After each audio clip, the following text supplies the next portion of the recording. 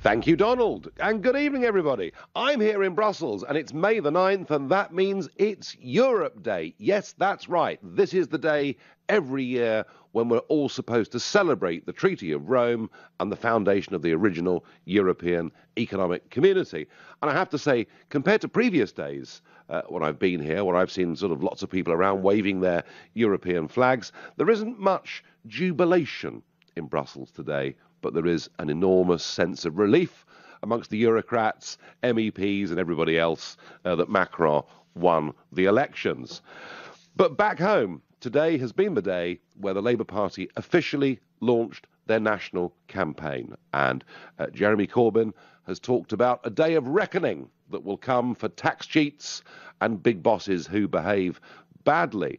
When it came to the issue that dominates this election, and whether you like it or not, folks, this is a Brexit election. When it came to that issue, Jeremy Corbyn said the Brexit issue was settled, and I wondered whether perhaps, maybe, there'd be some peace on this issue for the Labour Party. Well, then, he was interviewed by Laura Kuenssberg from the BBC, and this is an extract of what happened. Just to be completely clear, because people will want to know this, if you're Prime Minister, we will leave whatever happens. People will know that there's been a referendum and a decision was made a year ago. We've set out very clear our terms for the negotiations. Keir Starmer has built those relationships across Europe, and that is what we'll be pursuing with the European Union. I don't know, any more than you do, exactly what is going to happen in the future on this, but I do know we are not approaching this from megaphone diplomacy. We're not approaching this from threats. We're not proposing to set up some kind of tax haven on the shores of the European Union. We're serious about these negotiations. But forgive me, Jeremy Corbyn, this is a very important point to lots of people. As you say, we don't know what will happen in the negotiations. If you are Prime Minister, can you categorically say that we would definitely leave? Because if you won't, there is a chink of a possibility that things could change and we might end up looking differently at our options. The danger is of the approach the Conservatives are taking in their megaphone diplomacy with Europe and approaching the whole thing as though all you've got to do is shout loud and be abusive to people across the Channel. Our view is you have to talk to them, negotiate with them, and recognise there is actually quite a lot of common interest, particularly in manufacturing industry. That is the process we're following. Well, we've been diligent and we've gone through that interview and we have counted 6 separate occasions where the question was asked, if you become Prime Minister, will we definitely be leaving the European Union? And on 6 separate, clearly identifiable occasions, Jeremy Corbyn did not answer. So the question, the debate I want to have with you this evening is, are you clear? Are you clear on what Labour's message is on Brexit in this election? And if you think, yeah, absolutely, I get it, I really do understand what Jeremy Corbyn is saying, well, you can call me on 0345 60 60 973. If you haven't got a clue what they really stand for, well, you can text at 84850, or perhaps you think, actually, it doesn't matter, because really this shouldn't be about Brexit. There are bigger issues. Well, you can tweet using the hashtag Farage and LBC, at LBC. And, of course, you can watch us and watch this show live on Facebook. I've been, for the last weeks, perhaps even months on this show, I have been saying that I just simply don't fully understand what Labour's position is. You know, Theresa May well have backed Remain in the referendum, may well for a whole career in politics have supported the European Union, but she's making it clear. She says Brexit means Brexit, vote for me. And Tim Farron is going around the country on his bus saying we've made the most shocking mistake. We need to do all that we can to soften, his word, Brexit, and then to have another referendum at the end of the process, and you can agree with it or disagree with it, but at least it's clear. And I really do think that the Labour Party have been in real trouble on this issue. And I wonder, after that interview with Laura Kuenssberg today, quite how they get back from this. So are you clear on Labour's message? What do you think it ought to be? Prakash from Camberwell, first caller this evening. Hello, are you clear on the message? Good evening. Good evening. So, I think, I do think Laura Kuenssberg the excerpt that you took quotes him out of context, and I just want to tell you what I think his position is. I think that, first of all, he's saying that he accepts the outcome of the referendum. He also says he accepts that there is an end of free movement from the European Union in the UK as a consequence of the Brexit vote. He's also said, and I think you agree with this one, that all EU residents in the UK should get automatic right of residency. He's also said he recognises that the economic interests of the UK are paramount and therefore wants to have access into the single market. And I think that's the crux of the negotiation, is to get the best deal possible within that context. And I really think that this is not an exact science. Sorry, there's one final thing he's saying, which is about Theresa May, and I do think you're making a mistake on this one, although I've got a lot of respect for much of what you say. She is very high on rhetoric, and she's got no record on delivery. And we know that, and I think we can agree on that. Sure. And I think listen, I've made that point. I've made that point over and over and over, that however good the Prime Minister sounds, her record, when for 6 years she was the Home Secretary, for example, on immigration, was dismal. So I do get that point, Prakash. But can I just come back at you on a couple of things that you said? Firstly, you talked about context. Believe you me, if we'd played the whole 3.5 minutes where Laura Kuenssberg was asking those questions, I think you would find that nothing in that clip we played you was out of context. And yes, I completely understand what his position is on EU nationals living in Britain, etc., etc., etc. But isn't the key to this, if he could not, as Prime Minister, get the kind of deal in terms of access to the single market that he'd set out to get, her question to him was, would you then still carry through Brexit? And he wouldn't answer that question. And I'm going to ask you why. Well, I think because he isn't trying to preempt a situation, and I do understand, and I'm not fudging it myself, at least I'd like to think I'm not, but I think that this negotiation is a difficult negotiation. I also think, and I've got some sympathy with what you say, is that the European Union at the heart is a bureaucracy, and a self-serving bureaucracy, and would see its political interest being paramount to its economic interests. Because it's at the moment, yes. At the moment, that's the debate. But wouldn't it be cleverer, Prakash? Wouldn't it be cleverer for Corbyn to say, right, if I'm Prime Minister, I guarantee that Brexit will happen. I also guarantee that under Labour we will get a much better deal. Now, if he said that, we would understand exactly where he stood. But he leaves the door open here, doesn't he? Because what he's effectively saying is, if we cannot get free trade access to the single market, well, maybe in those circumstances, we might have to rethink Brexit. Isn't that the message that he's put out today? Well, he'd have to rethink it. If the European Union turned round to him and said, look, sorry, mate, we can't give you access unless you have the following conditions, and we note these conditions are not acceptable to you, he would have to think very long and hard, and at that point say, look, we can't accept your conditions, and then at that point there is a hard Brexit. But that's not something and when I say hard Brexit, I mean come out without access to the... these are all media terms, aren't they? Hard Brexit, soft Brexit are effectively all media terms. I'm going to ask you one more time.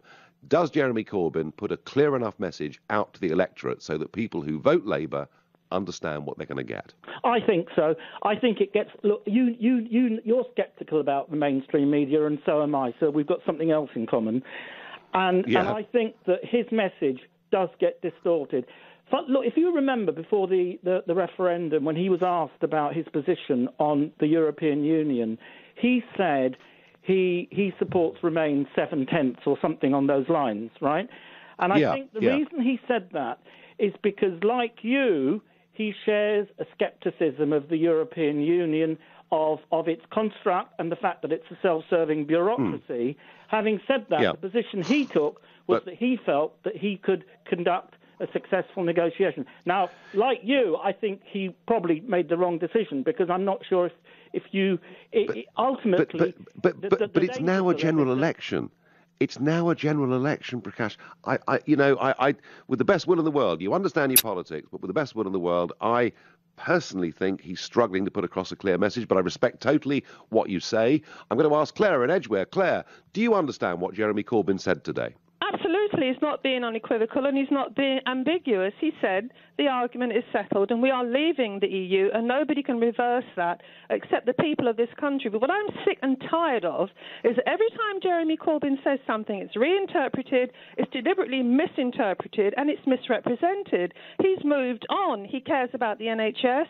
He cares about giving people £10 an hour. It's an absolute fallacy, and it is completely wrong to try to say that we don't know what he's about. He's very, very clear. And this myth that Theresa May is going to be going to the negotiating table and negotiating, she knows darn well prime ministers don't do it. Neither she nor Jeremy Corbyn will be at the negotiating table. Instead of running around the country pretending that she can cap gas and electricity charges, she should be making sure we've got a darn good negotiator that can get us the best deal and not intent on telling us how dreadful Jeremy Corbyn is. And she's like Kim Jong-un, the supreme leader, telling everybody, basically, you vote for her, the Conservative Party doesn't exist anymore, and the supreme leader must be followed without question.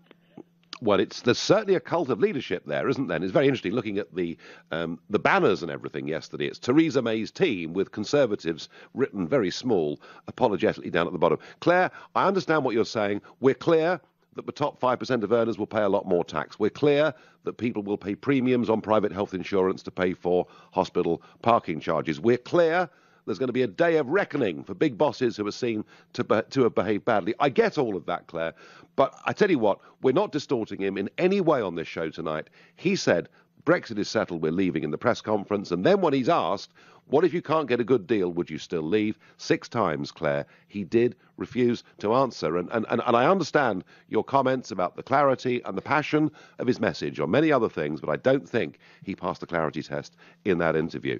That's my view, but please call me, challenge me, tell me why I'm wrong. So Prime Minister Theresa May will be in the LBC studio this Thursday at 7 p.m. for a special half-hour live interview with Nick Ferrari and phone-in.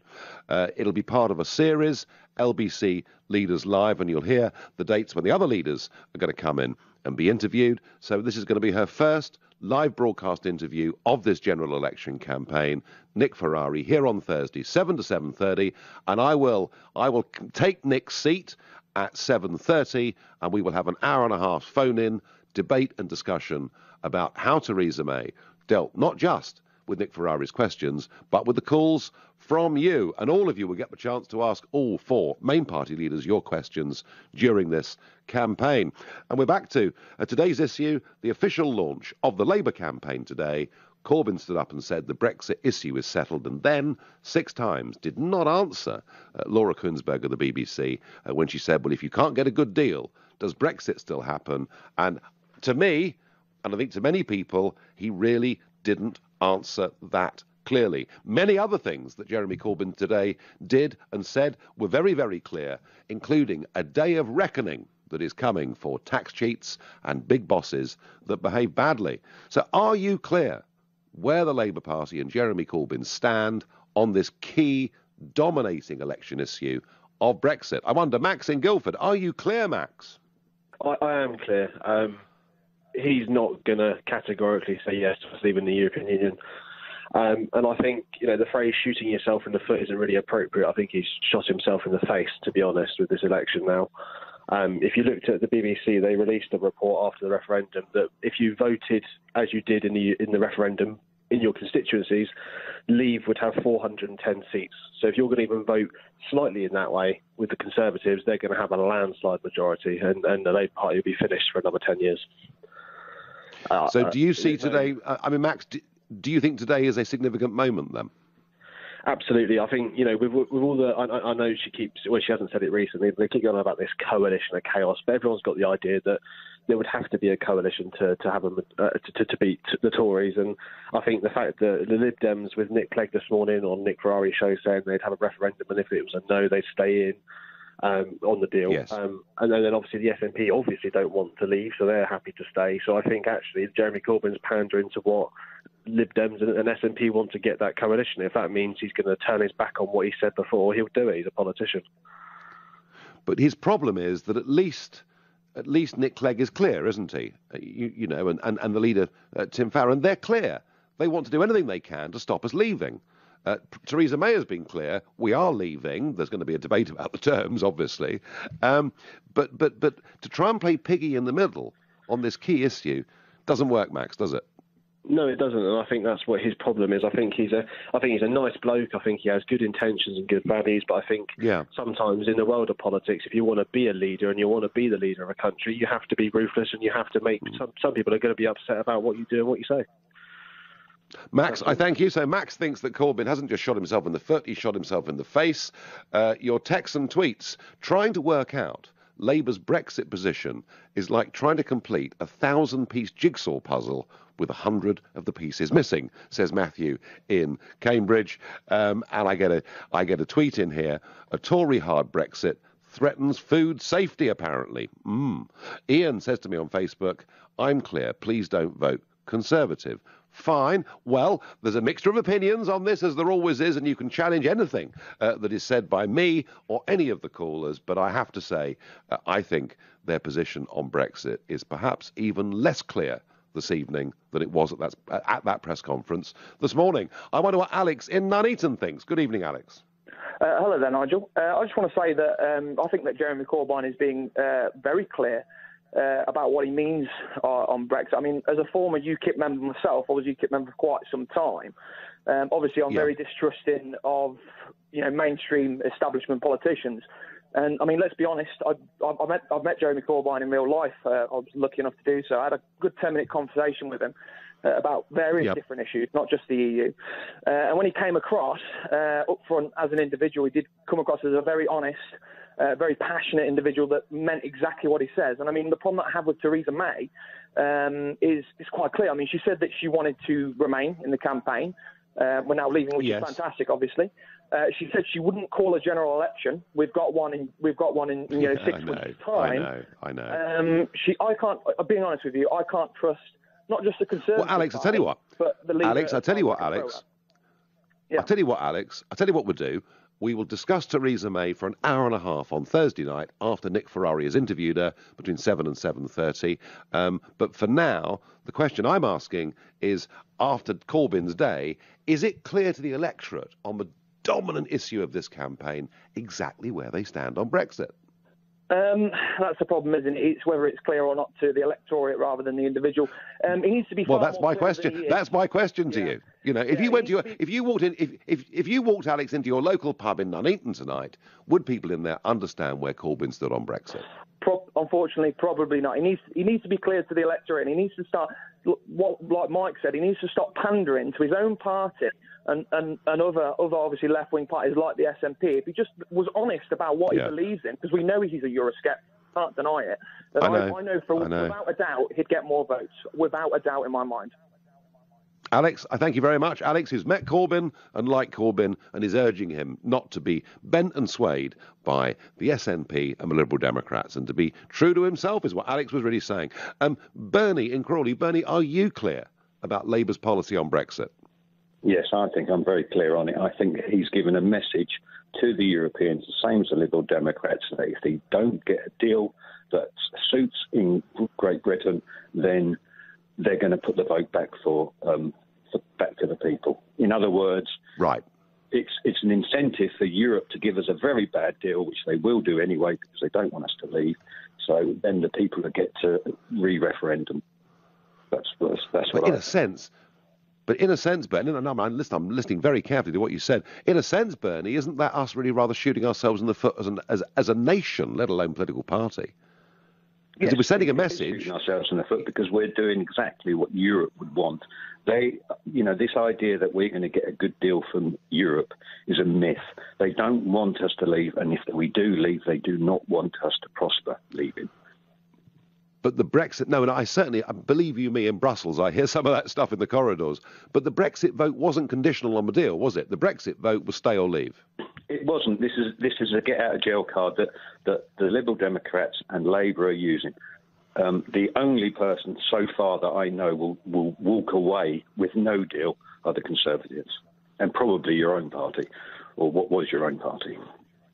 Oh, they'd have walked away a long time ago. Don't worry about that. But, yeah, well, Bernie, I have to say, does all of this make you feel very cynical about politics and politicians?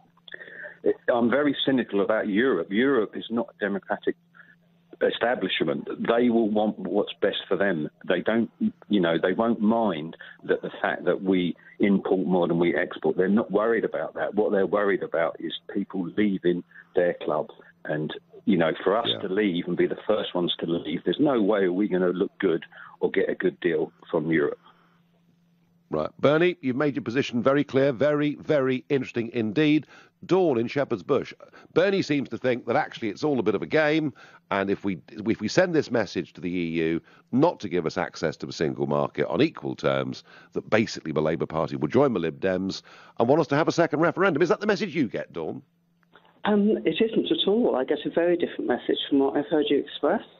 I do believe that Jeremy Corbyn will continue with Brexit, because anyone who knows anything about his background knows that he's waited several decades for this opportunity.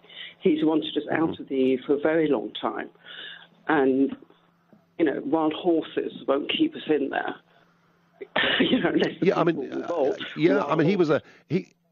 He was a great ally, wasn't he, of Tony Benn?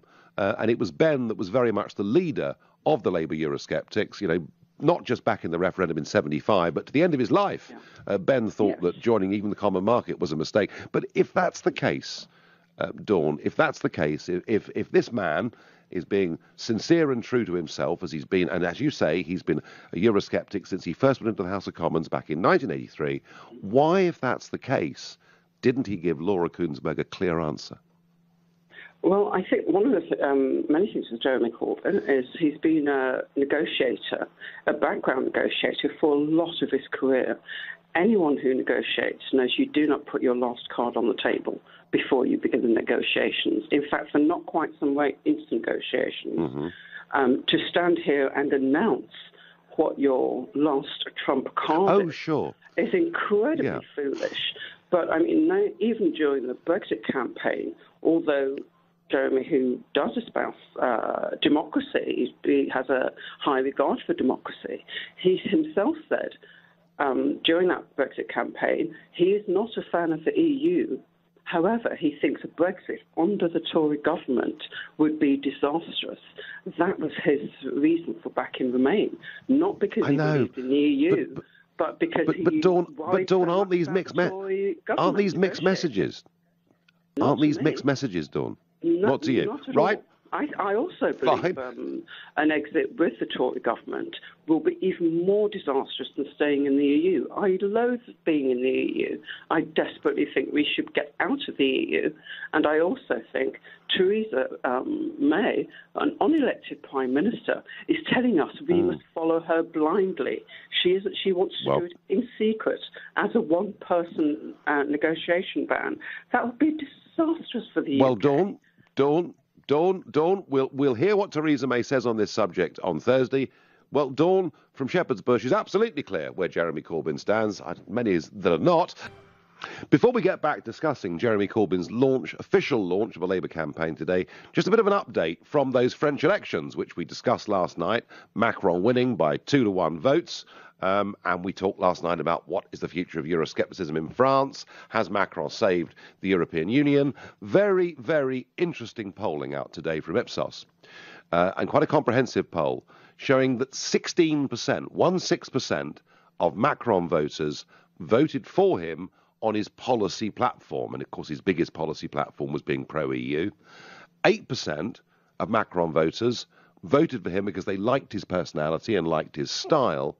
And incredibly, 43% of those who voted Macron told Ipsos in this study that they'd voted Macron to stop Marine Le Pen becoming the French president. So if Marine Le Pen was considered by many to be the protest vote, nearly half the Macron vote was a protest vote against the protest vote, which I think is really, really interesting. And some news that has come in this evening that is really very surprising in France. I talked last night and said that Marine Le Pen could possibly face a challenge from her 27-year-old niece, Marion, who is very much considered to be the sort of rock star of the right in French politics. And an announcement tonight from Marion, who has sat in the Assemblée Nationale for the last 5 years. She's 27 years old. She's announced she will not be standing in the elections in June, and that she's quitting politics for personal reasons, which is going to be quite a big story in France. Back to today's British election. Well, as you know, the Labour Party have officially launched their general election campaign. The Tories have said they'd cap gas and electricity prices. The Lib Dems have fought back hard against that, saying that actually it'll lead in the end to less investment and ultimately higher prices. And UKIP have reiterated that they want a clean Brexit where we have absolute control over our borders. And I think it really is fascinating to see Theresa May calling for a cap on gas and electricity prices. This was the policy that was put forward by Ed Miliband back in 2013 and actually was derided by David Cameron as being Marxist.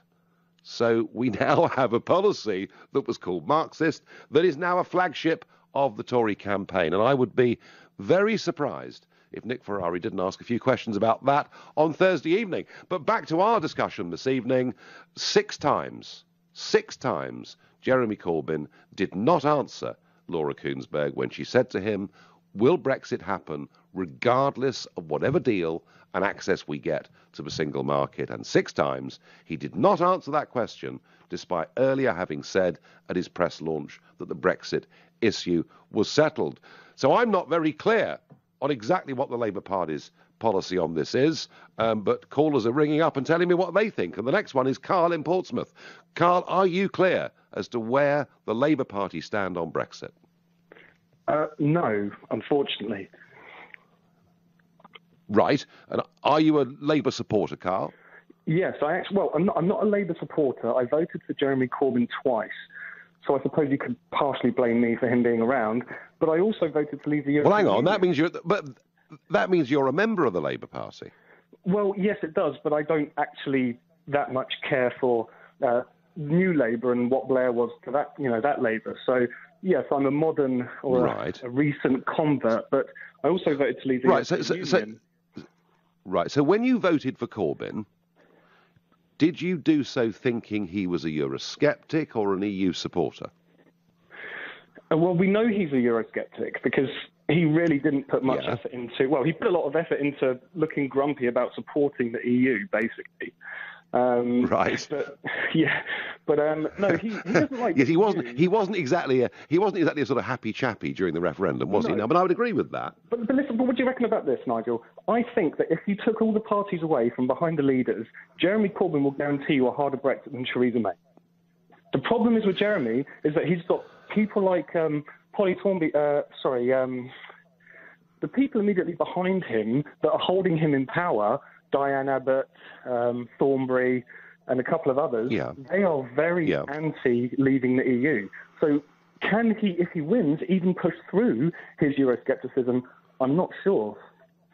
Well, it was interesting, wasn't it? Because when he became leader, he stuck to the not renewing Trident policy, the unilateral nuclear disarmament that he's always believed in. He stuck with that, but he didn't stick with his Euroscepticism because he knew the party simply would not put up with it. But Carl, you're a Labour member, but you voted for Brexit and you clearly want Brexit. So what do you do in this general election, Carl?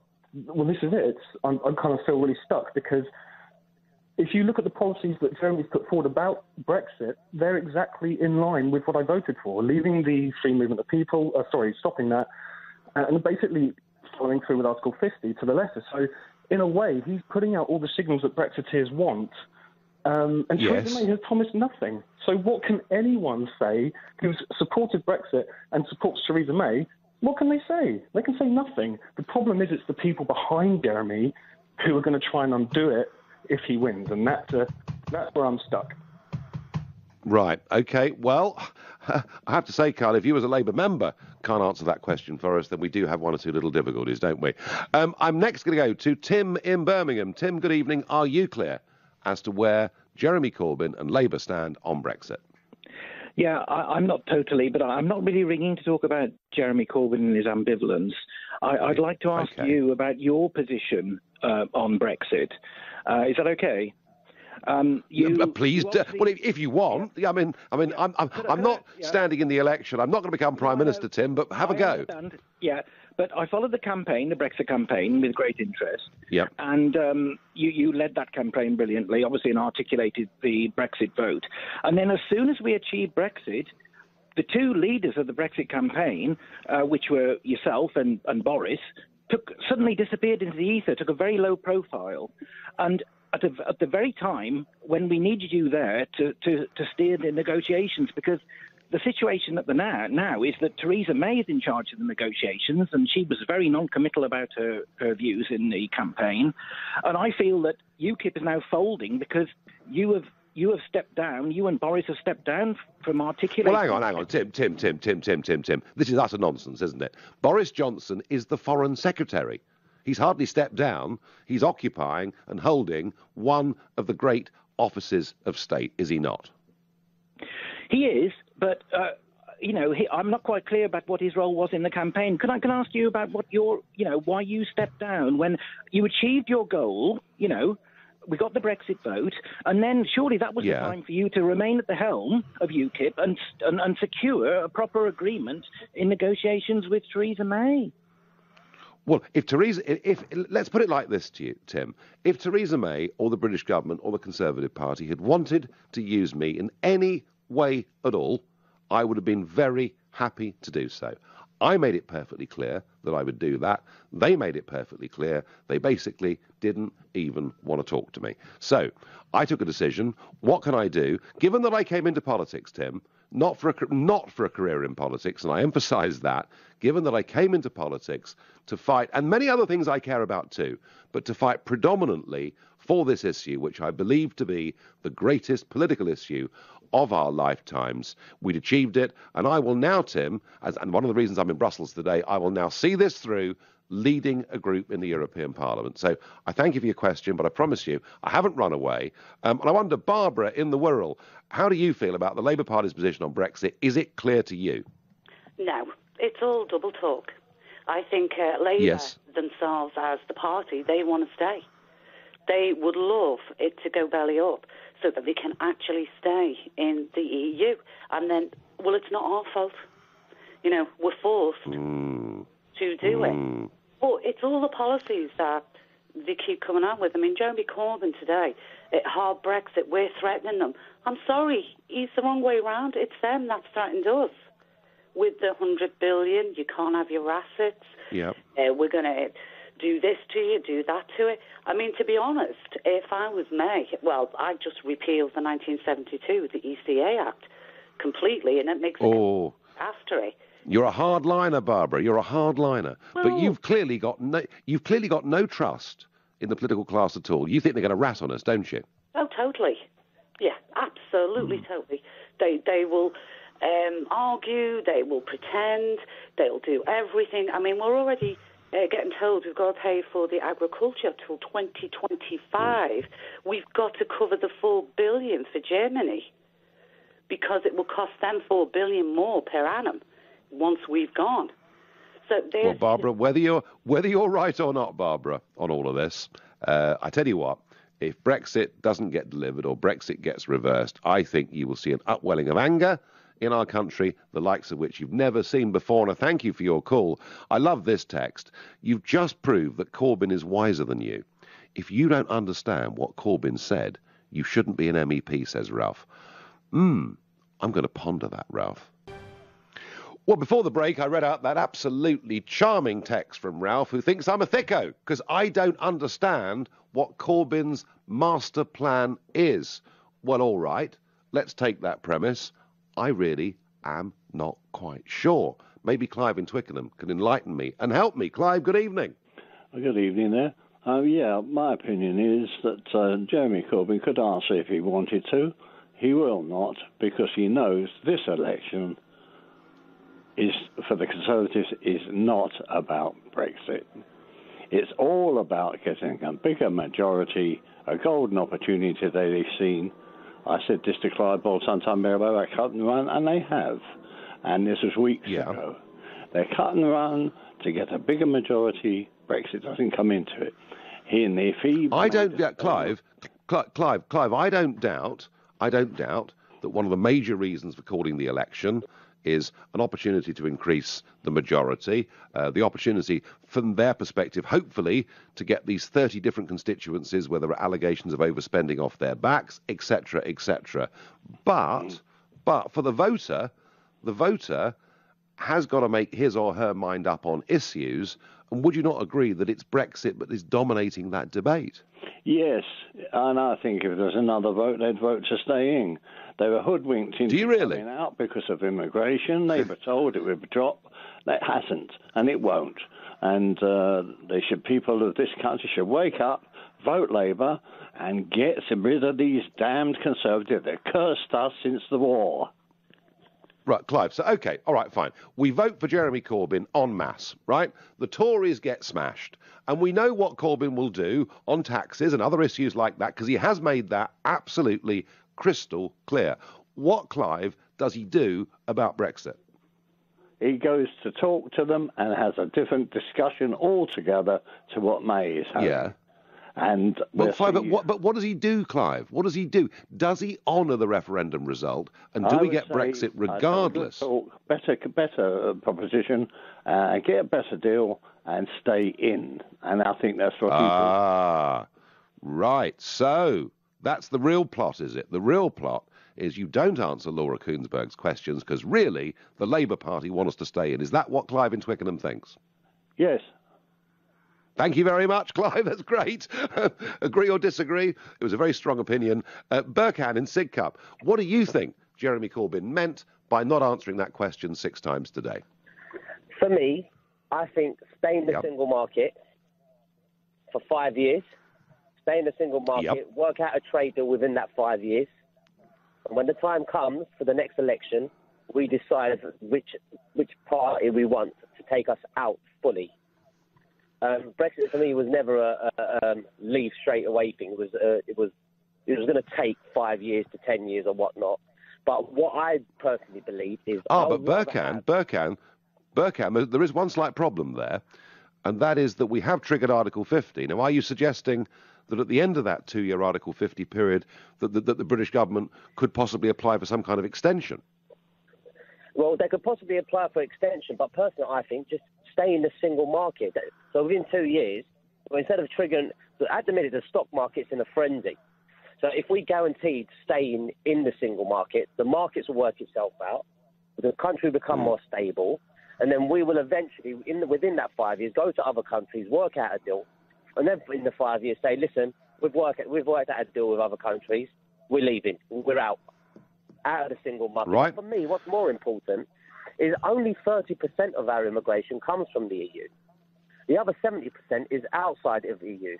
So I'm thinking, why it's not... It's a bit higher. It's higher than 30%. But Burkhan, you make a perfectly fair point. And of course, this is, and again, isn't this something that Nick Ferrari needs to ask, and will ask, I'm sure, Theresa May on Thursday, that when she was Home Secretary, she failed to cut non-EU migration? That's exactly what she did. Nick Ferrari wouldn't, because Nick Ferrari is an all-and-out conservative. She's going to walk through that interview. I don't think he'll pressure her like others would. Well, I tell you what, Burkhan, I tell you what, I've got an idea, Burkhan. Given how strongly you feel about this, why don't you ring in when Theresa May is here on Thursday and try and get your call in? And I thank you for your contribution this evening. Sam in Beaconsfield, is it clear to you what the Labour Party want to do under Prime Minister Corbyn with Brexit? Hi, Nigel. Big fan. Big fan. Thanks for taking my call. I believe I was trying to pretend to be Jeremy Corbyn and see what he would have thought, what I would have thought if I was Jeremy Corbyn, and that was a trip and a half. And I came up with an idea that I think Jeremy Corbyn thinks he's playing a clever game by putting doubt in people's mind and not committing to either definite Brexit or remaining in the EU. So people in Labour heartlands and such, they will think, who do I vote for? Who do I vote for? And eventually think, oh, well, Labour is not kind of committing to one or the other. And they'll vote for one of the bigger parties because simply they don't like Conservatives. So I think he thinks he's playing a clever game. Well, I tell you what, that's all well and good being clever, but if people don't understand what the clear, simple message is, then I'd suggest it may be too clever, wouldn't you? Well, as I said, I'm a big fan of yours and leaving European Union, given that I work for them. Yeah. And I do believe you that work he's for them. deluding himself. Sorry, do you work for them, or did you work for them? No, I used to. I'm actually an Eastern European immigrant, and I used to work in 2004 for one of their organizations trying to recruit people and get people to vote for certain things and ideas. And I know how European Union works, and I don't think Jeremy Corbyn has a clue of what European Union is, how it works, and what it does. Well, he was against it, Sam. He was against it for 32 years as a backbench member of Parliament, standing side by side with Tony Benn and giving speeches in Trafalgar Square. And now I think we're all a bit confused. Sam, I thank you for your call. Andrew says on Facebook, yes, it's clear. It's remain in a single market and the customs union and address the movement of people once a trade deal is secured. Pretty simple and logical to me. Peter says, Labour would keep us in the EU. I'm a Labour supporter, but I'm voting Conservative for Brexit. What's the view from Northern Ireland? David in Belfast. Good evening. Now I know now the Labour Party won't be standing as such in Belfast, but the SDLP are quite closely allied, aren't they? Yes, they are. Yeah, they're quite allied. But just even though we don't really get much of a say in the voting over there, we can elect some MPs, but even they don't really hold much power. But I still have an opinion on it, and I think he's actually being quite clever, and I hope he's doing it for the right reasons and not for political reasons. I think he's maybe considering worst case scenario. So let's talk worst hard Brexit possible for the UK. The ramifications of that could have serious economic reverberations that could last for decades, which obviously a poorer economy means poorer people. Poorer people means increase in deaths, increase in strains in public services. So him not committing to the dogmatic position of Brexit at any cost, I think it's sensible. It's humanitarian. But it is possible, David, that Brexit at any cost, cutting completely free, and being capable and able to make our own laws, sign our own trade deals with the rest of the world, could make us quite a lot richer too, couldn't it? Yes, I accept that, but there is still a possibility that we need to see the deal on the table before we leave.